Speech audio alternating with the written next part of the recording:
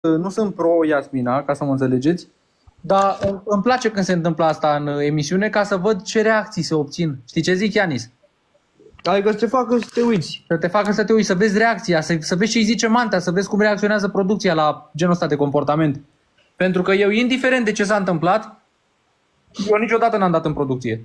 Niciodată n-am zis că eu sunt wow și mă țineți aici că fac publicitate sau...